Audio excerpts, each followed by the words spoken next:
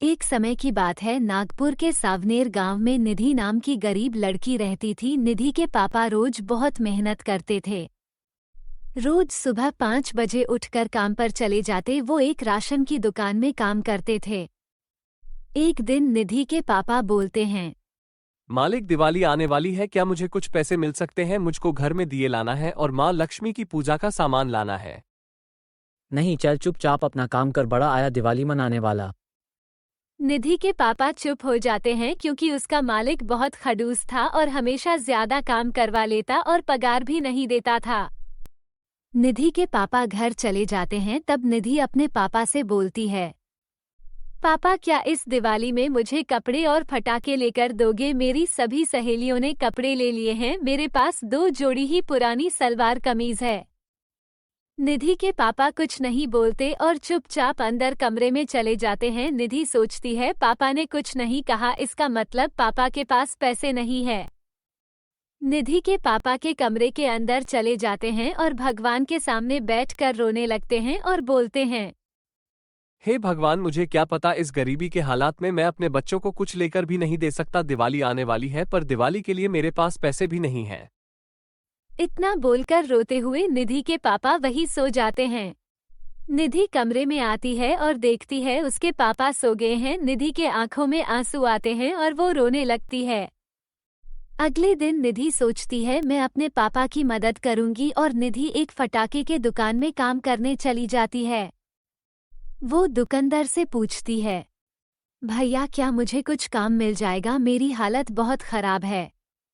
नहीं बेटा, दुकान में जगह खाली नहीं है। एक काम करो, तुम सामने वाले दुकान पर जाओ, वहां पर तुमको काम मिल जाएगा। निधि आगे वाली दुकान में जाती है और दुकान के मालिक को पूछती है, भैया, क्या मुझे कुछ काम मिल जाएगा? हाँ, साफ सफाई का काम है, क्या तुम कर लोगी? रोज के 2 रुपए दूंगा। निधि बहुत खुश होती है और हाँ बोलती है और वहां पर काम करने लगती है। निधि झाड़ू मारती है, दुकान में पोंछा लगाती है और रात में अपने घर चली जाती है। घर जाकर वो अपने पापा के हाथ में 2 रुपए रख देती है और बोलती है, पापा, मैं एक दुकान में काम करने जा रही हूँ, आप परेशान नहीं हैं, मैं भी काम करूंगी और घर चलूंगी। तब निधि के पापा बोलते हैं, नहीं बेटी, तेरी उम्र अभी काम करने की नहीं है, तू बस पढ़े कर, काम मैं कर लूंगा और पैसे का जुगाड़ भी। निधि के पापा उसको दूसरे दिन काम में जाने से मना कर देते हैं। निधि बाजार चले जाती है दिया लेने के लिए। तभी वो दुखंड उसको देखता है और बोलता है, निधि, आज तू दुकान में काम करने नहीं आएगी, काम कौन करेगा?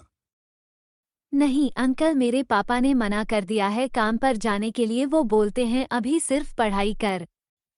दुखंड गुस्सा हो जाता है, निधि को एक मारता है और बोलता है, सिर्फ एक दिन काम करने आ गए पैसे के लिए, और एक ही दिन में काम को छोड़ दी। चल, कल जो मैंने पैसे दिए थे वो वापस कर और दफा हो यहाँ से। निधि रोते हुए बाजार से वापस आती है और रोते रोते एक नदी के किनारे बैठ जाती है और बोलती है, दिया लेन गई थी, वो पैसे भी अंकल ने ले लिए। इस गरीबी के कारण पापा भी बहुत परेशान हैं, हम दिवाली कैसे मनाएंगे? गंगा नदी में से आवाज आती है, क्या हुआ निधि, परेशान मत हो, मैं जानती हूँ तुम्हारे घर की हालत बहुत खराब है। मैं तुमको एक दिया देती हूँ, घर जाओ और इस दिए को जलाओ, तुम्हारे सारे दुख दूर हो जाएंगे। इतना बोलकर गंगा माता वहां पर जदुई दिया देती है। निधि गंगा माता को नमस्कार करती है और अपने घर उस दिए को लेकर आती है। उसके घर पर दिया जलाने के लिए तेल भी नहीं रहता और नहीं बाती बनाने के लिए कपास रहता है। वो फिर से उदास हो जाती है क्योंकि दिया जलने के लिए भी घर पर कोई सामान उपलब्ध नहीं होता। तभी जादुई दिया बोलता है, निधि, तुम परेशान मत हो, मैं जादुई दिया हूँ, बोलो क्या चाहिए? निधि बोलती है, जादुई दिया, दिवाली में पूजा करने के लिए हमारे पास पैसे नहीं हैं, मुझे माता लक्ष्मी की मूर्ति लाना है पूजा करने के लिए। मैं तुम्हारी मदद करूंगा और जादुई दिया उस टेबल पर लक्ष्मी माता की बहुत सुंदर मूर्ति लाता हूँ। निधि बहुत खुश हो जाती है और जादुई दिए से बोलती है, जादुई दिया, मेरे पापा बहुत गरीब है, पापा ये दिवाली बहुत धूमधाम से मनाए। तभी दूसरे दिन निधि के पापा दुकान में काम कर रहे होते हैं, तब उनका खड़ूस मालिक बोलता है। रवि भाई ये लो दिवाली का बोनस और दिवाली के लिए कपड़े भी। निधि के पापा को कुछ समझ नहीं आया। वो सोचता है आज उनका मालिक इतना प्यार क्यों दिखा रहा है, आज तक तो कभी उसने इनसे ठीक से बात नहीं की।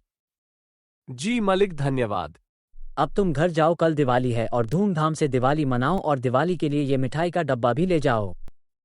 जी मालिक, आपका बहुत बहुत धन्यवाद।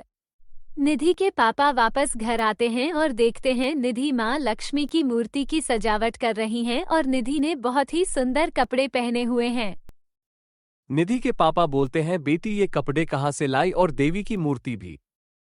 तभी निधि बोलती है, पापा गंगा माता ने हमें जादू दिया है, इस जादुई दिए ने हमारी मदद की है।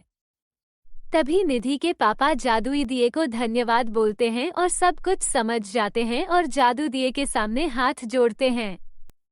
पर ये सब बातें बाहर खड़ा हुआ उनके पड़ोस का आदमी सुन रहा था। वो सोचता है क्यों ना इस दिए को मैं हासिल कर लूं, मेरा तो सब काम ये दिया कर देगा, इस दिए से मैं सब कुछ मांग लूंगा जो मुझे चाहिए। और वो रात में चोरी करने निधि के घर चला जाता है। निधि और उसके पापा सोए हुए रहते हैं। जैसा ही वो दिए को हाथ लगता है उसको एक जोर का कट लगता है।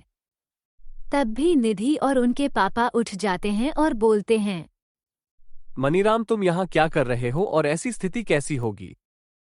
तब वो बोलता है, मुझे माफ कर दो भाई, मैं तुम्हारे घर में चोरी करने के लिए आया था। तब निधि के पापा बोलते हैं, चोरी की क्या जरूरत आन पड़ी, तुम मुझसे कह देते, जो तुमको होना मैं देता। नहीं भाई, अब मुझे कुछ नहीं चाहिए, मुझे सबक मिल चुका है। इतना बोलकर मनीराम बाहर भाग जाता है। निधि के पापा बोलते हैं, अजीब है, ये क्या हुआ। तब निधि बोलती है, जादुई दिए ने हमारी रक्षा की है और अंकल को सबक भी सिखाया है। इस तरह निधि और उसके पापा खुश होकर सो जाते हैं और अगले दिन धूमधाम से दिवाली मनाते हैं। माता लक्ष्मी की पूजा करते हैं और बहुत पटाखे फोड़ते हैं। दोस्तों, दिवाली की आपको बहुत बहुत शुभकामनाएं। आपके और आपके पूरे परिवार को हैप्पी दिवाली।